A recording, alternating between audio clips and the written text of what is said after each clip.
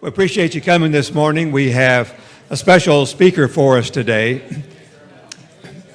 He has some news to share that we thought was important enough that we would have all of our classes meet together this morning in the auditorium for one class altogether. I wasn't aware of all of the intricacies and the widespread success of Truth for the Day and other programs that Eddie Clore has been so intensely involved in until we met this morning before class and visited with him for a while, and I was just blown away to hear about all that's going on through the efforts that he and his colleagues are putting forth. I thought about the Apostle Paul and how he, from one place in prison, had affected so many people by utilizing his letters and other people who he could influence to engage in working for him and do things for him while he was in one place. And in many ways, the work that Eddie Clore is involved in reminds me of that. With modern technology and all that's going on, they are reaching thousands and thousands of people in a way very similar, in my opinion, the way the Apostle Paul was. Eddie has taught classes, Bible classes and preaching classes in Searcy, Arkansas, there at Harding University for 42 years. He is now retired and spending all of his time towards the efforts that he will tell us about this morning in our class. And I'll not take any more of his time, but Eddie, if you will please share with us the good news.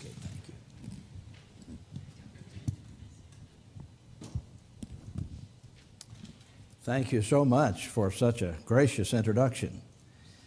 One time, Susan and I went down and got our pictures made, and as we looked back over the proofs, I said to Susan, "I don't believe this picture does me justice." And she said, "I know, but you don't need justice, you need mercy." And whenever I'm introduced, I need a lot of mercy. I'm so glad to see you young people here. Thank you for coming.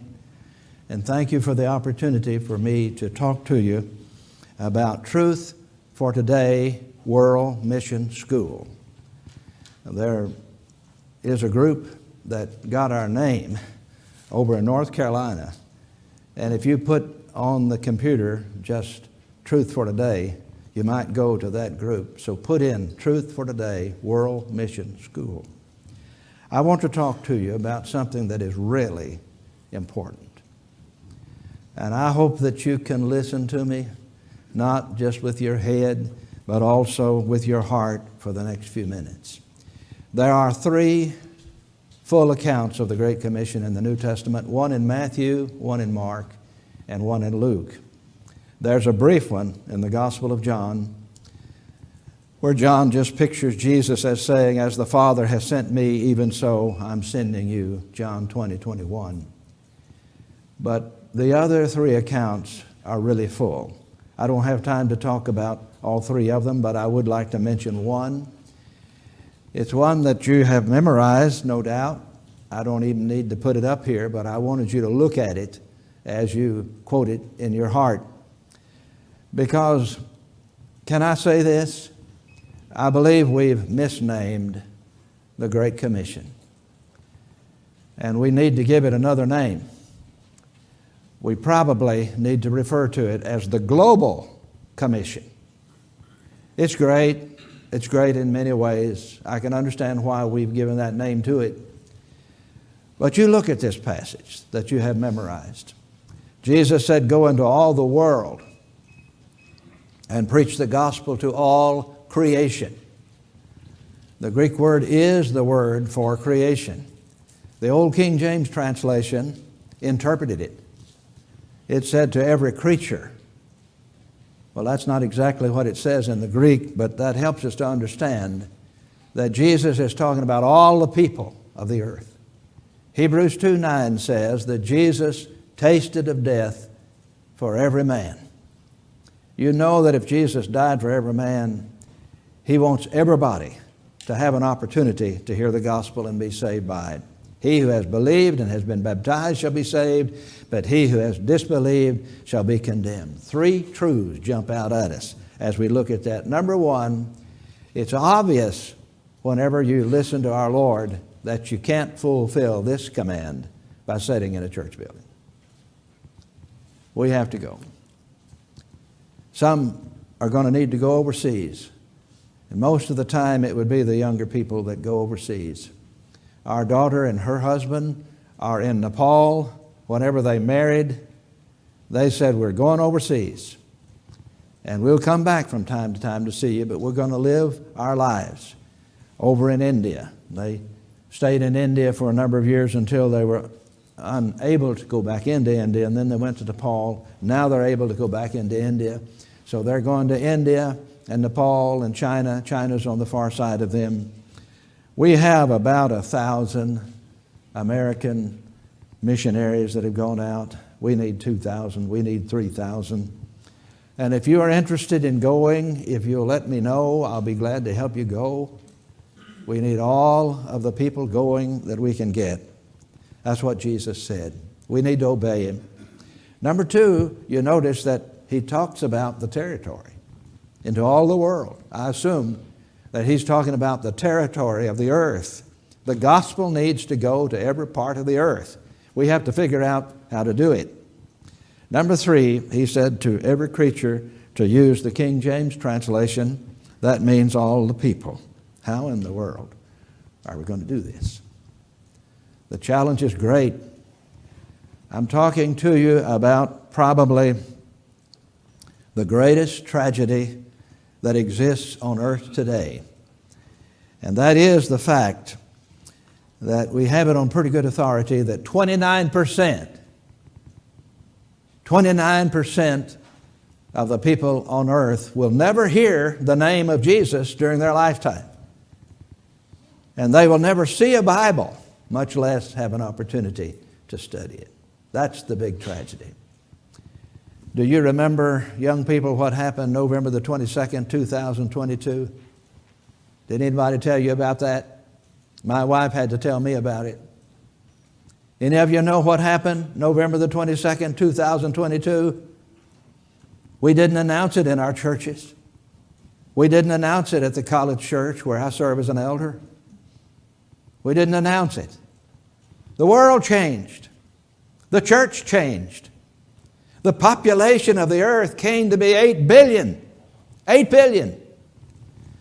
Whenever you have 8 billion people on earth, we've got to rethink how we're going about the missionary work that we're going about. How are we going to get the gospel out to 8 billion? I really believe that our Heavenly Father has been very gracious to us.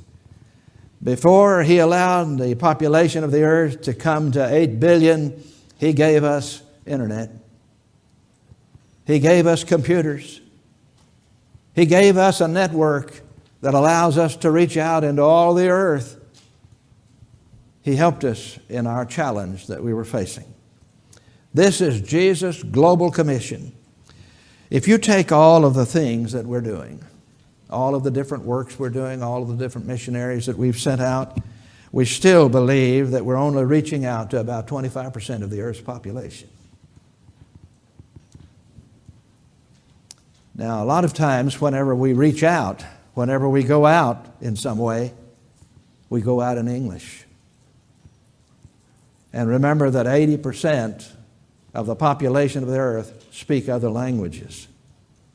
They don't just speak English. If all we ever do is reach out in English, we have bypassed 80% of the population of the earth. Well, I'm not trying to beat us over the head with this.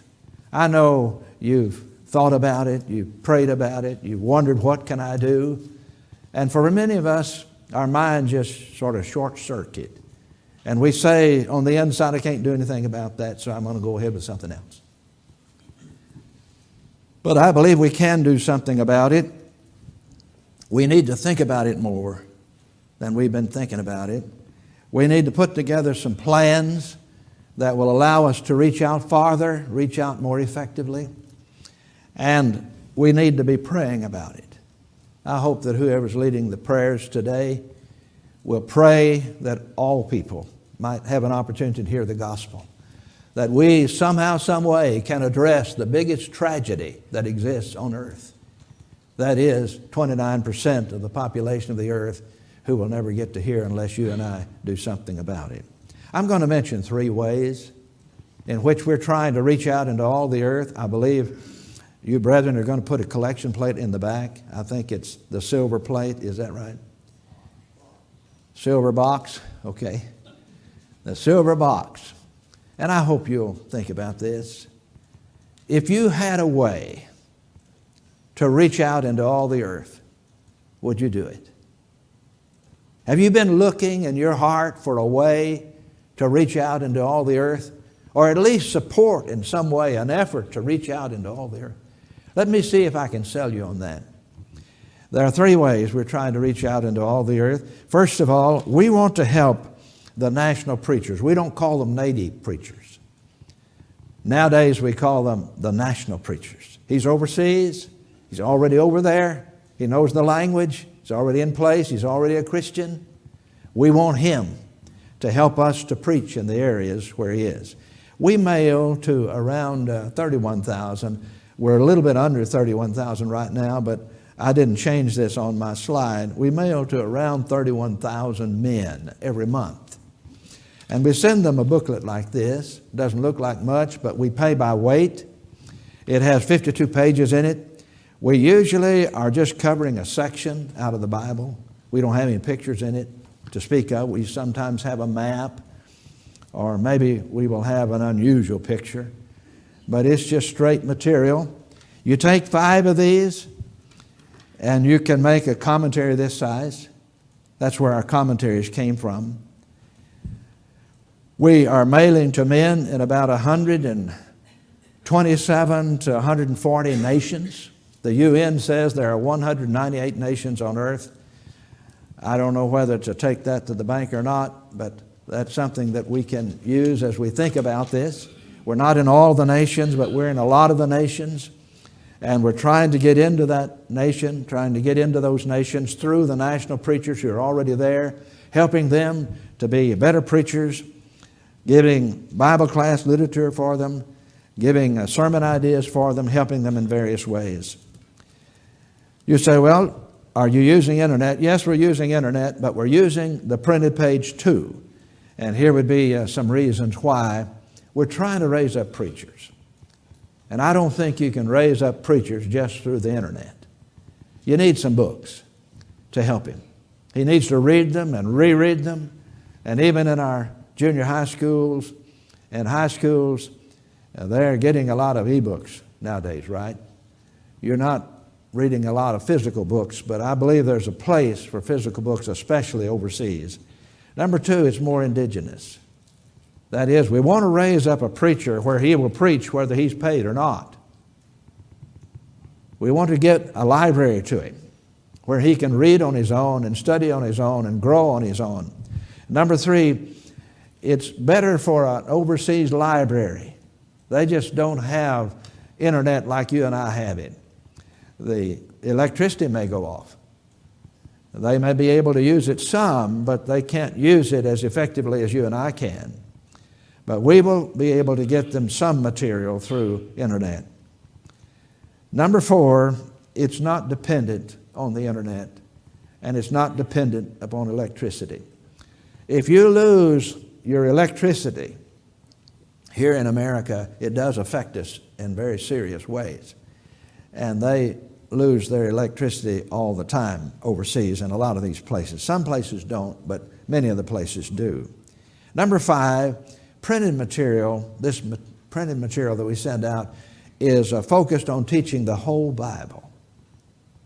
If you accept the challenge to teach the whole Bible to the whole world, you're going to use every means possible, not only internet, but also the written word.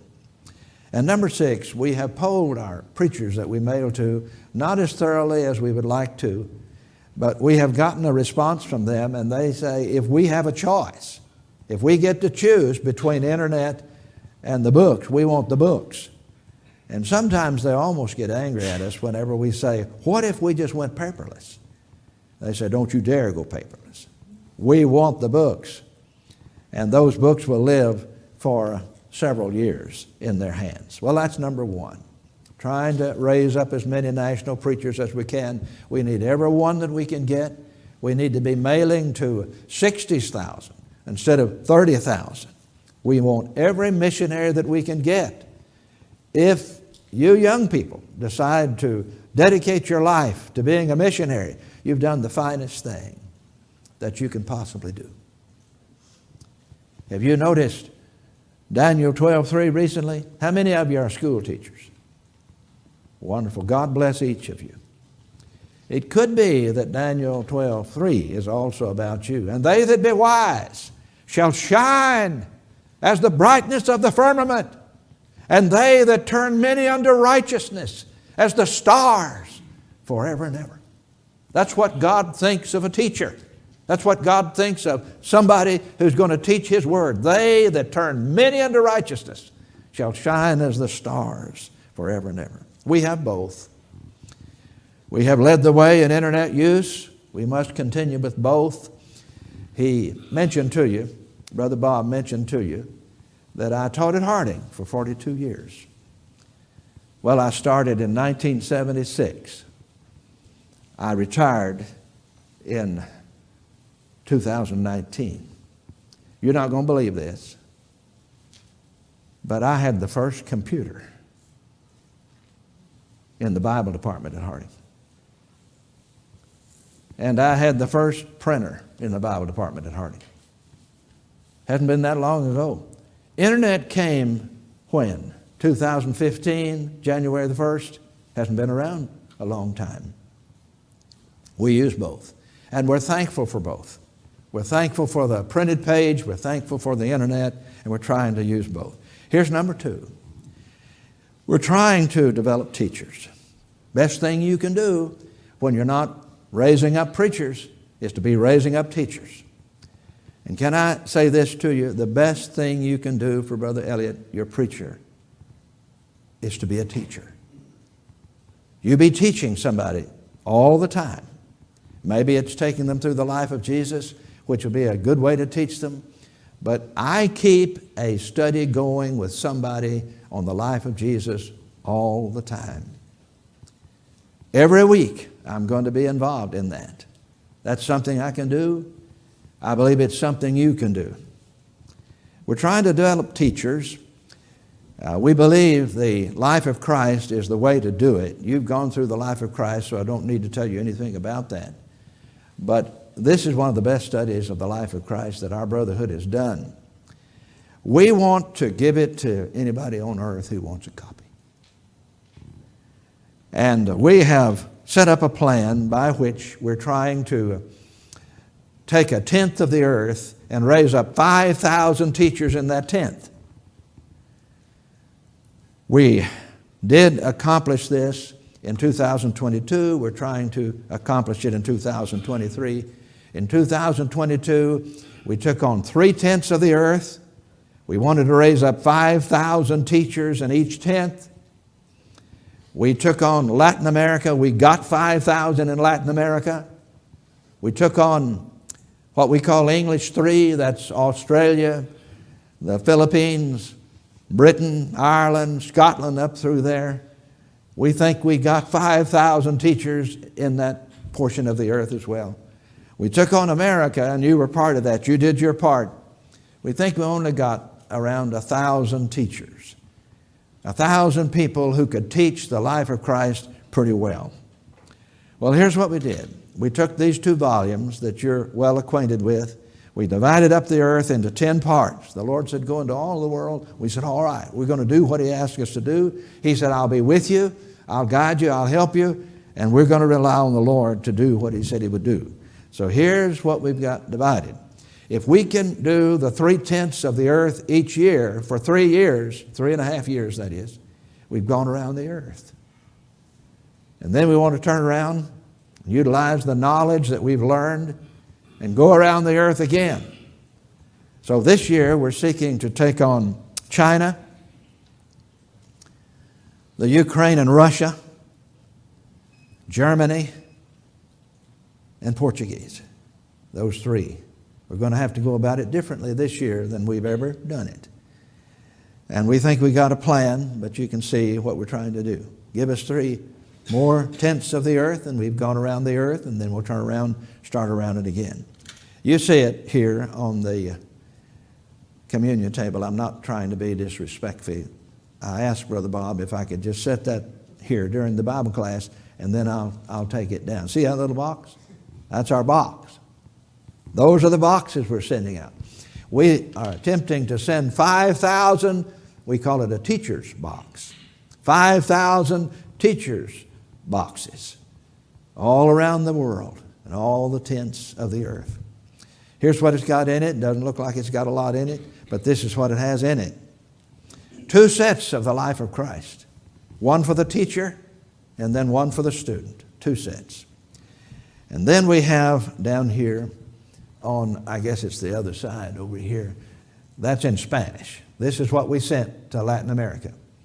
But we went through the life of Jesus and identified 7 salvation insights. That is 7 times when Jesus is really talking about salvation.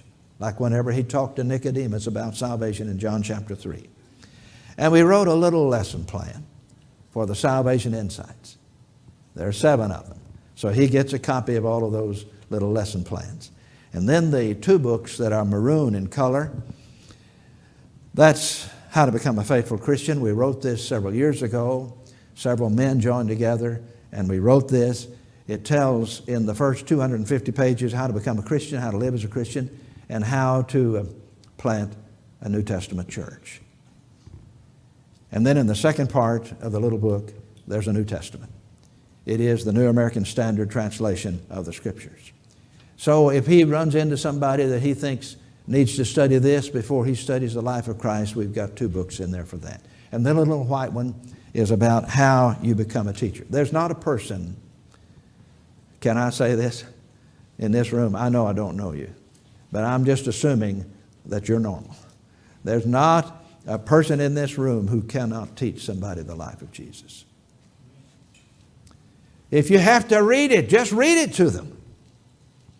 And we tell this to the people overseas. If you need to, give a set to somebody and say, let's read this together. Let's read the first 25 pages and then we'll talk about them. Let's read 25 more and we'll talk about them. At least do something.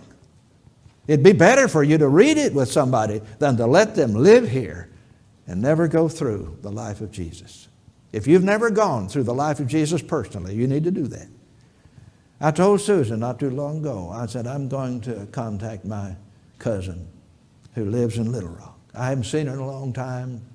I don't know how she is in regards to Jesus. I called her. Her name was Ludi.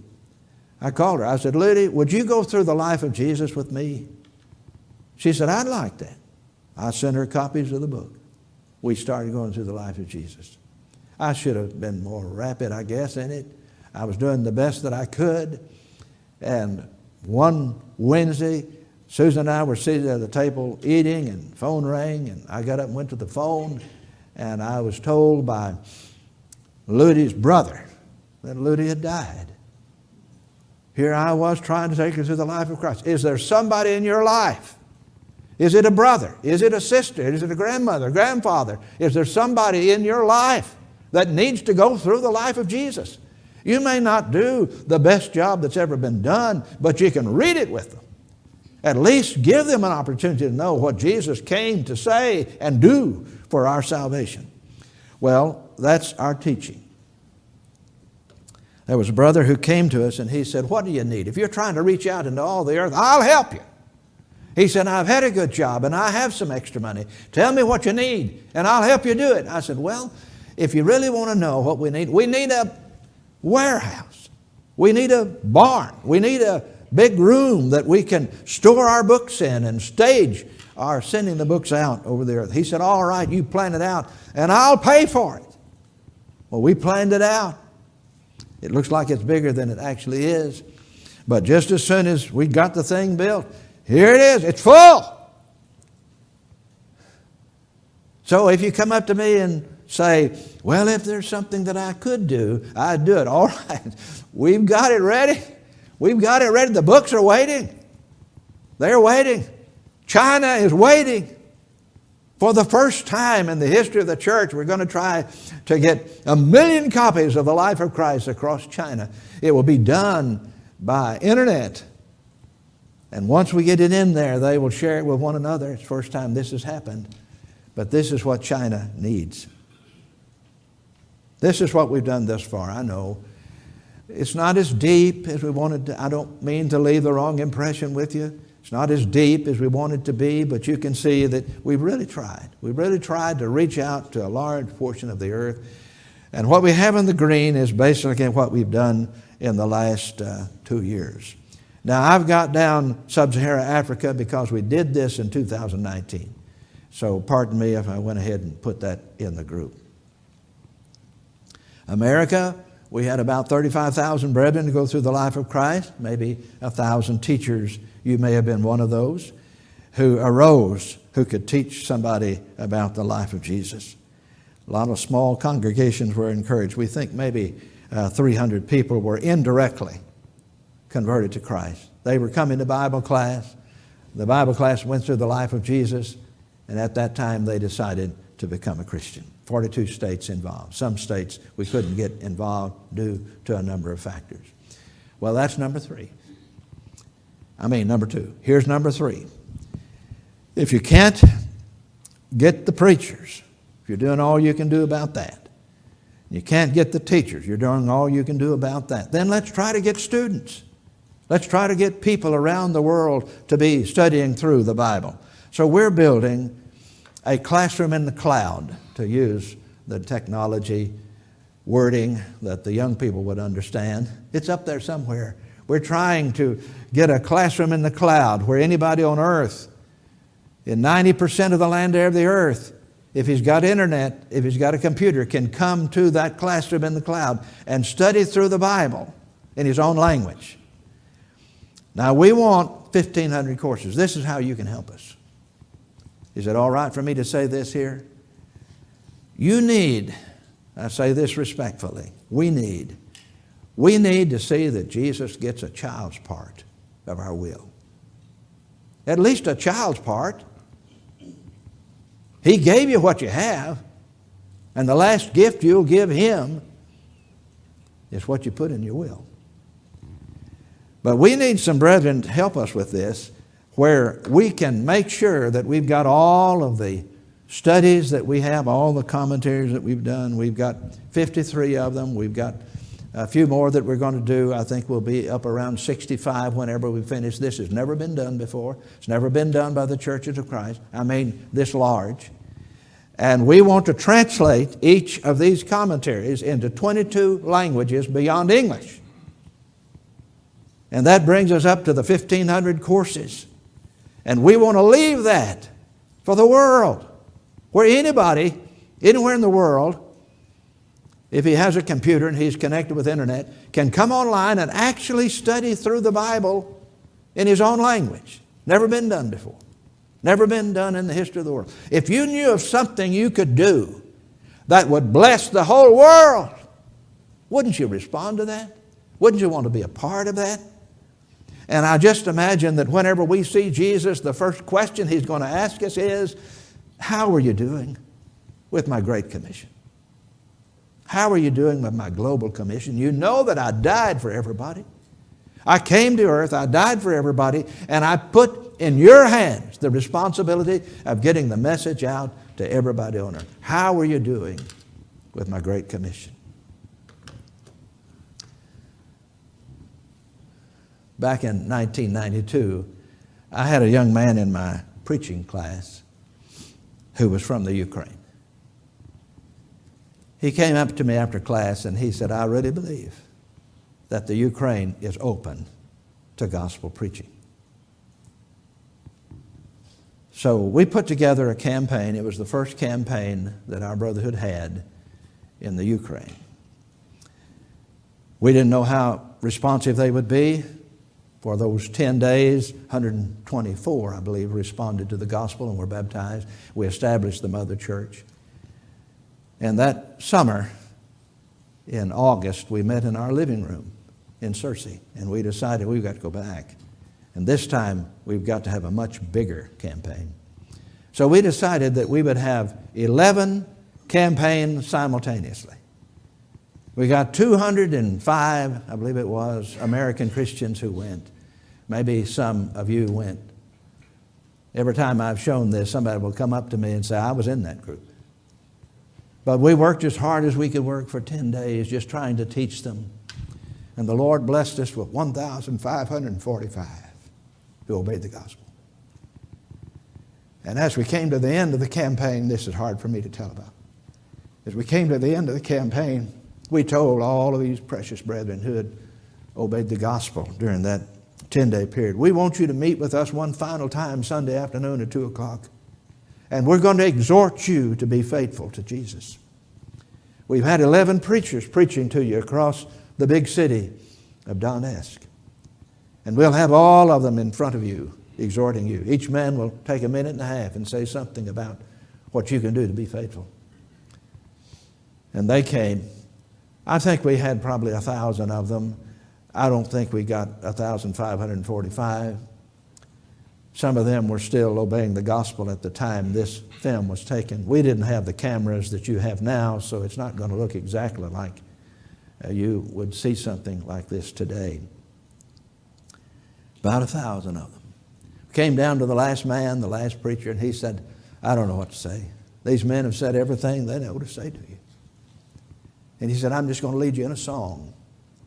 We had taught them one song. They didn't know our songs. We didn't know theirs. But we taught them one song, God is so good. And he said, you sing it in Russian, we'll sing it in English.